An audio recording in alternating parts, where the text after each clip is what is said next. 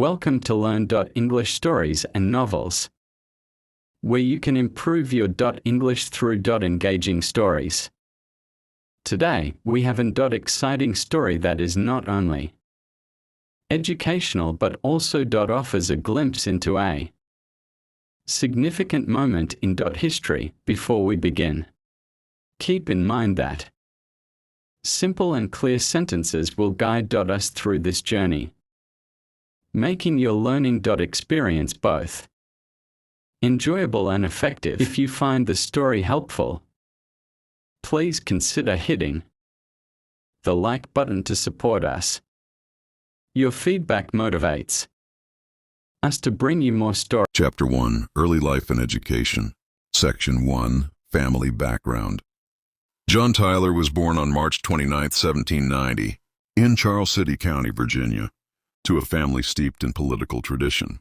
His father, Jhon Tyler Sr., served as the governor of Virginia, and his mother, Mary Ball, was from a well-established family in the region. Growing up in such an environment, Tyler was surrounded by the ideals of public service and governance from an early age. His family's influence allowed him access to some of the best educational opportunities available in the state, a privilege not many could afford. His father's role as a prominent political figure meant that young Jhon was often exposed to important political discussions and figures, laying the groundwork for his own political ambitions. Tyler's maternal grandfather, Joseph Ball, was also a successful planter and merchant, and this further solidified his family's social standing. The Tyler family was respected both for their political accomplishments and their wealth. This environment created a young man, deeply aware of his family's legacy and the expectations placed upon him to continue it. Section 2, Early Education and Interests. Tyler began his formal education at home, where he was taught by private tutors. His early interest in academics, particularly in the areas of history and law, was evident. At the age of 12, Tyler enrolled at the College of William and Mary in Williamsburg, Virginia, making him one of the youngest students to ever attend the prestigious institution. There he excelled in his studies, particularly in law and the classics, earning the admiration of his professors. Tyler's academic rigor and intellectual curiosity were clear, and he graduated in 1807 at just 17 years old. During his time at college, Tyler developed a deep understanding of the law, a subject he would later pursue in his professional career. His exposure to the Enlightenment ideals that were prominent at the time also had a significant impact on his political philosophy, shaping his belief in limited government and individual rights. It was during these formative years that Tyler's passion for public service took root, and he began to see law not just as a profession, but as a means of effecting social change. Section 3, Law and Early Political Aspirations. After graduating from college, Tyler returned to Virginia to study law under the tutelage of a prominent lawyer, Judge John Randolph. Tyler passed the bar in 1809 and quickly established a reputation as a talented and principled lawyer. He was known for his methodical and thoughtful approach to cases, which earned him the respect of his peers. Tyler's legal career gave him the opportunity to enter politics, and in 1811, he was elected to the Virginia House of Delegates, where his political career officially began. In the House of Delegates, Tyler aligned himself with those who advocated for the protection of states' rights. Chapter 2, Rising Political Career. Where Section 1, First Steps in Politics. Tyler's entry into politics was driven by his belief in the principle of states' rights and his opposition to the overreach of the federal government. He first gained widespread attention as a member of the Virginia House of Delegates, where he worked on a variety of issues, including the protection of property rights and the regulation of slavery. Tyler was a staunch advocate for the interests of the South and its agricultural economy. However, his early political career was not without controversy. His hardline stance on states' rights put him at odds with many of his contemporaries who favored a stronger federal government. During his tenure in the state legislature, Tyler was also known for his diplomatic approach to resolving issues. He often worked behind the scenes to build coalitions among his peers, understanding that compromise was essential to the functioning of government. It was this combination of idealism and pragmatism that helped Tyler rise to prominence in Virginia politics. Years, Section 2, U.S. Congress and National Politics. In 1817, Tyler was elected to the United States House of Representatives, where he would spend the next 4 years. His political philosophy was strongly influenced by his belief in the rights of states to govern without interference from Washington. Tyler was a firm supporter of the Monroe Doctrine, which opposed European colonialism in the Americas, but he was also cautious about federal involvement in domestic issues. This belief in a limited federal government led him to become an outspoken critic of the Bank of the United States, which he viewed as an institution that centralized too much power in the federal government. Tyler's tenure in Congress allowed him to hone his skills as a politician and leader. While in Washington, he became involved in the internal struggles of the Democratic-Republican Party, which would later split into factions that would give rise to the Whig Party. Tyler's early political alliances were with figures who valued states' rights and limited government, which set the stage for his future relationship with the Whigs. Chapter 3. The Vice Presidency. Section 1. The 1840 Election and William Henry Harrison. In 1840, Tyler was selected as the vice presidential running mate for William Henry Harrison, a military hero and member of the Whig Party. The election was one of the most heated in American history, with the Whigs utilizing a campaign strategy that portrayed Harrison as a humble man of the people, in contrast to President Martin Van Buren, whom they accused of being out of touch with the common man. The Whigs used slogans like Tippecanoe and Tyler too, invoking Harrison's victory in the Battle of Tippecanoe as a symbol of his leadership. Tyler was chosen as Harrison's running mate for several reasons. He was a Southern planter with strong ties to Virginia, which helped balance the ticket geographically. He was also a former Democrat, which allowed the Whigs to appeal to a broader base of voters. Tyler was seen as a capable man who could appeal to both the South and the West, and his selection helped broaden the Whig Party's appeal in a key election year. Section 2. The Log Cabin Campaign. The Log Cabin and Hard Cider campaign of 1840 was a brilliant marketing strategy that capitalized on the growing sense of populism in American politics. The Whigs portrayed Harrison as a simple man who was more comfortable in a log cabin than in a luxurious mansion. Tyler, who was more of an aristocrat, was cast in the same mold, presented as a man of the people despite his upper-class background. This strategy was successful in energizing the electorate, particularly in the western and southern states, where voters felt disconnected from the political elite. The campaign was also marked by its effective use of symbols, with the log cabin representing Harrison's humble origins and the hard cider reflecting the common man's lifestyle. While Harrison did not originate this campaign style, his team of political strategists helped turn it into a symbol of the Whig Party's fight against the entrenched political establishment. Section 3. The Road to the White House. William Henry Harrison and Tyler won the 1840 election by a wide margin, securing 234 electoral votes to Van Buren's 60. However, Harrison's victory was short-lived. On March 4, 1841, Harrison was inaugurated as the 9th President of the United States. Just 31 days into his presidency, Harrison contracted pneumonia and died, making him the first U.S. president to die in office. This tragedy thrust Jhon Tyler into the presidency, a position he was not fully prepared for. The political world was unprepared for such an event, and many questioned whether Tyler had the right to assume the presidency.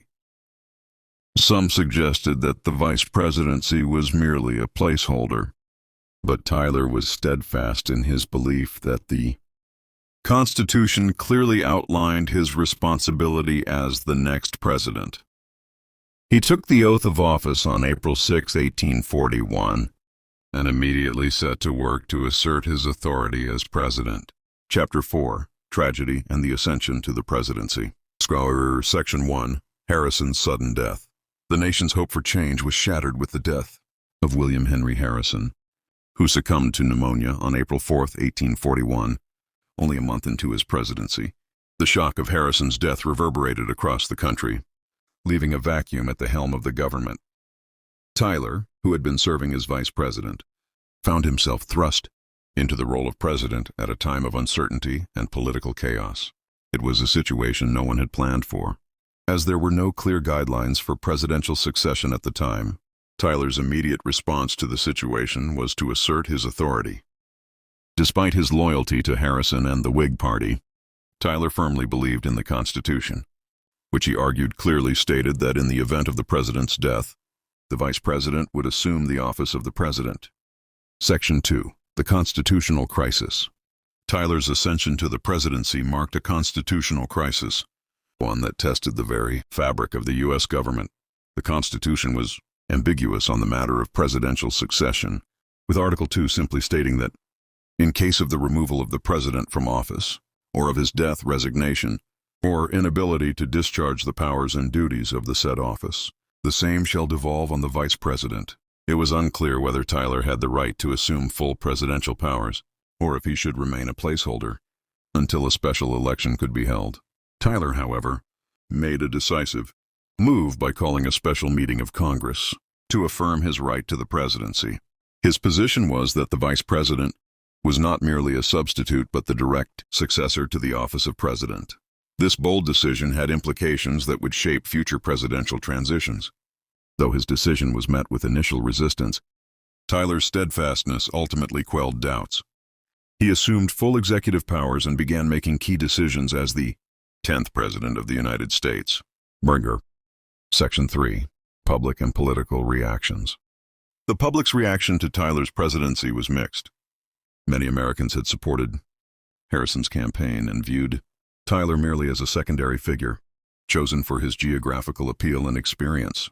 Harrison's death left a sense of betrayal, particularly among those who saw Tyler as a political opportunist. The Whig Party, which had helped him secure the vice presidency, now turned against him. Tyler's relationship with the Whig Party was complicated by his assertiveness in office. He alienated many Whig leaders when he vetoed important Whig-backed legislation, including bills to establish a national bank and to fund internal improvements, both of which were central to Harrison's platform. Whig leaders, expecting Tyler to carry out Harrison's policies, were furious with him and began to distance them. Chapter 5, Presidential Challenges begin. Section 1, Early Political Struggles. Tyler's first months in office were filled with political turmoil. His presidency began with the Whig Party essentially abandoning him, which left him without a political ally in Congress. Many Whig leaders had hoped that Tyler, despite being a Southern Democrat turned Whig, would be a strong proponent of the party's agenda. Instead, Tyler vetoed critical Whig legislation, most notably the recharter of the Bank of the United States. The Bank of the United States had been a major issue for the Whigs, who viewed it as an essential instrument for stabilizing the nation's finances. Tyler, however, remained firmly opposed to the bank, believing it concentrated too much power in the federal government and undermined states' rights. His veto of the bank bill was the beginning of a deepening rift between him and the Whigs. Section 2, the Bank of the United States Battle. The Bank of the United States was one of the central issues of Tyler's presidency. The Whigs had long advocated for the bank's recharter, believing that it would stabilize the economy and facilitate internal improvements. However, Tyler was adamant in his opposition to the bank. He argued that it was unconstitutional and that it gave the federal government too much control over the economy. For Tyler, this was an issue of states' rights and the preservation of a limited federal government. In response to Tyler's veto, the Whigs launched a concerted campaign to override his vetoes. in Congress. They also sought to undermine his administration by accusing him of being a traitor to the Whig cause. Tyler's vetoes angered not only Whigs, but also many moderate members of his own party, who had initially supported him for vice president. The battle over the bank became a defining moment in Tyler's presidency, revealing the deep divisions within his own political party and highlighting the difficulties of governing when one's political base is fractured. Seeker. Section 3. Tyler's isolation from his party. Tyler's rejection of the Whig agenda marked the end of his association with the party.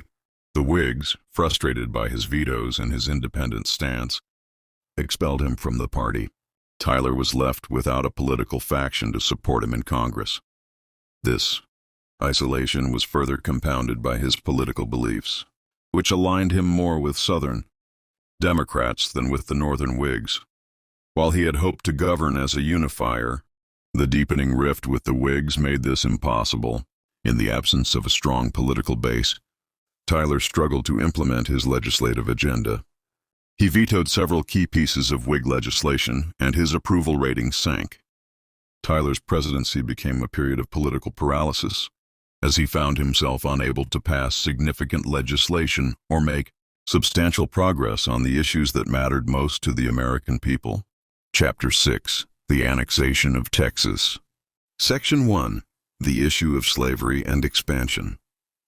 The annexation of Texas was one of the most significant and contentious issues during Tyler's presidency. The Republic of Texas had declared its independence from Mexico in 1836, but the United States had not yet admitted it as a state due to the political complexities surrounding the expansion of slavery. The question of whether Texas would enter the Union as a slave state was a source of immense tension in the U.S. Congress. For Tyler, the annexation of Texas represented an opportunity to fulfill the nation's manifest destiny, the belief that the United States was destined to expand westward. However, Tyler's push for annexation was also motivated by a desire to secure the future of slavery in the South. Texas, with its vast expanses of land suitable for cotton cultivation, would become a key part of the South's economy. The political climate surrounding Texas was polarized. Northern abolitionists opposed the annexation, fearing that it would strengthen the institution of slavery. Southern pro-slavery advocates, on the other hand, supported the annexation as a means of expanding their way of life. Tyler was caught in the middle of these conflicting interests. Section 2. Diplomatic Negotiations. Tyler's diplomatic efforts to annex Texas were not without difficulty. In 1843, Tyler sent a diplomatic mission to Mexico in an attempt to resolve the tensions between the two countries and secure a treaty of annexation. However, Mexico vehemently opposed the annexation of Texas, and diplomatic relations between the two nations became increasingly strained. Despite the difficulties in diplomacy, Tyler remained committed to the cause of annexation. He argued that the U.S. had a moral duty to support Texas and that annexation would secure the nation's borders and strengthen its position in the Americas. However, his efforts were met with resistance from both Mexico and many members of his own government, who were concerned about the potential for war with Mexico. Section 3. The Annexation Treaty. In the final months of his presidency, Tyler managed to secure the annexation of Texas through a joint resolution of Congress, bypassing a formal treaty process. This was a controversial move, as it required only a simple majority in both houses of Congress rather than the two-thirds majority needed for a treaty. Tyler pushed the resolution through with the help of his political allies in Congress, and Texas was admitted to the Union on December 29, 1845, just weeks before Tyler left office. The annexation of Texas had far-reaching consequences for the United States. It led directly to the outbreak of the Mexican-American War in 1846, as Mexico refused to accept the annexation and tensions over the border escalated. Tyler's role in the annexation was a significant achievement, but it also marked a turning point in the nation's expansion. Chapter 7. The Mexican-American War and its Consequences. Bureau, Section 1, The War's Origins. The annexation of Texas was one of the immediate causes of the Mexican-American War, which broke out in 1846. Mexico had never recognized Texas as an independent nation and viewed its annexation by the United States as an act of aggression. In addition, there was a dispute over the border between Texas and Mexico, with the U.S. claiming the Rio Grande as the southern boundary and Mexico insisting it was the Nueces River. Tyler's administration was a significant catalyst for the war, although he was out of office by the time the fighting began. The war that followed would have lasting consequences for both Mexico and the United States, shaping the future of the American West and leading to the expansion of the U.S. territory all the way to the Pacific Ocean. It also intensified debates over the expansion of slavery, as new territories were acquired that could potentially become slave states. Section 2. The war's impact on Tyler's legacy. Though Tyler left office before the war began, his role in the annexation of Texas ensured that his legacy would be tied to the conflict. Many historians have argued that the war could have been avoided had Tyler taken a more conciliatory approach toward Mexico or delayed the annexation of Texas. However, Tyler believed that the United States had a manifest destiny to expand across the continent, and he saw the annexation of Texas as a necessary step in fulfilling that destiny. The Mexican-American War reshaped American politics, as it intensified the sectional conflict between the North and South over the expansion of slavery. The acquisition of new territories in the West would set the stage for future debates over whether those territories would be free or slave states, debates that would eventually culminate in the Civil War. Chapter 8. Final Years in Political Isolation. Section 1. Post-Presidency Challenges. After leaving office in 1845, Tyler retired to his plantation in Virginia, but his political influence did not end. Although he was no longer in the White House, he remained active in national politics, particularly in relation to the issues surrounding slavery and the future of the Union. Tyler's political ideas remained rooted in his Southern heritage, and he continued to advocate for states' rights and limited federal power. Tyler became increasingly disillusioned with the direction the nation was heading, particularly as the debates over slavery became more intense. He was deeply concerned about the future of the Union and the possibility of secession, though he was not yet willing to openly advocate for it. Instead, Tyler believed that the country needed to find a way to preserve peace between the North and South without compromising the principles of the Constitution. Section 2. Tyler and the Secession Crisis. By the 1860s, the nation was on the brink of civil war. As tensions between the North and South escalated, Tyler found himself drawn back into the political fray. He became a delegate to the Virginia Secession Convention, where he attempted to steer the state away from secession and toward a more moderate course. Tyler's efforts to prevent secession ultimately proved futile. In 1861, Virginia seceded from the Union, and Tyler was no longer able to influence the outcome. He passed away on January 18, 1862, at the age of 71, just a few months after Virginia joined the Confederacy. Section 3. Legacy. Jhon Tyler's legacy remains one of contradiction and complexity. He was a president who took bold actions but struggled with political isolation. His presidency set important precedents, particularly in the area of presidential succession, and his role in the annexation of Texas had lasting consequences for the nation. However, Tyler's refusal to compromise on key issues, including the Bank of the United States and his defense of slavery, left him at odds with his party and with many of his contemporaries. Though his political career was marked by controversy and challenges, Tyler's contributions to American politics cannot be ignored. His actions shaped the course of the nation in ways that continue to reverberate today.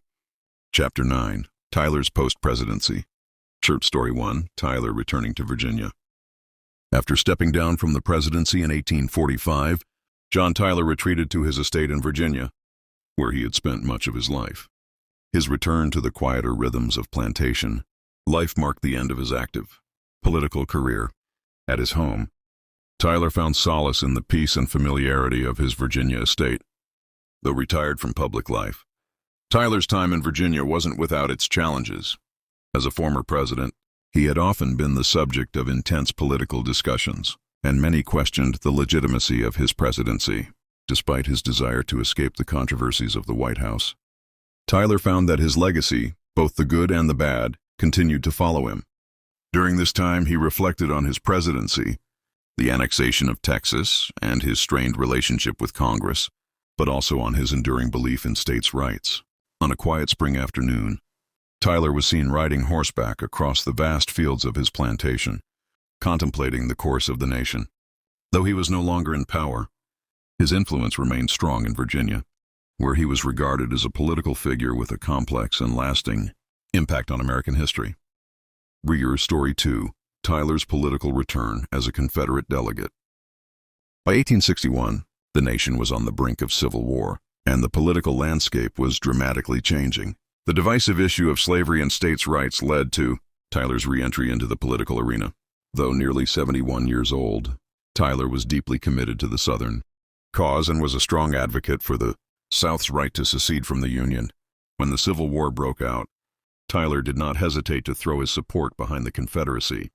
He was selected as a delegate to the Virginia Secession Convention and played a key role in the state's decision to secede from the Union. In the Confederate Congress, Tyler was an advocate for Southern interests, pushing for the establishment of a new government and the protection. Story 3. Tyler's death and legacy.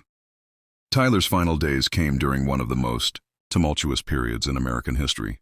On January 18, 1862, Tyler passed away at the age of 71 at his home in Richmond, Virginia. His death was marked by mourning, as family and friends gathered around him in his final moments.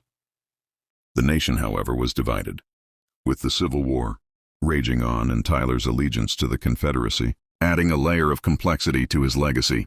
Tyler's death signaled the end of an era. He had been president at a time of national division, and while his actions, such as the annexation of Texas, had helped shape the nation's future, his later support for the South during the Civil War left his reputation in a complicated light. Chapter 10. Reflection on Tyler's presidency. Story 1. A monument to Jhon Tyler. Years after his death, Jhon Tyler's contributions to American history began to be more widely recognized, though his presidency had often been dismissed or overlooked. To honor his legacy, a monument was erected in his home state of Virginia. The statue stood proudly in a public square, depicting Tyler as a determined and visionary figure. His outstretched hand symbolized his role in the expansion of the monument sparked conversations about his presidency, particularly his controversial actions, such as his unexpected ascension to the presidency following the death of William Henry Harrison. While some saw him as an ineffective leader, others admired his bold actions during a time of national uncertainty. Story 2. Tyler's legacy in American politics. Jhon Tyler's presidency was often overshadowed by the more well-known administrations that came before and after him. However, as time went on, his legacy began to be reassessed. Historians noted that Tyler was a man of principle, who often stood firm on issues such as states' rights and territorial expansion, even when it cost him political favor. Tyler's strong advocacy for the annexation of Texas had paved the way for the expansion of the United States, and though controversial, it was considered one of the most significant achievements of his presidency. His actions had led to the eventual Mexican-American War and the acquisition of large territories in the West.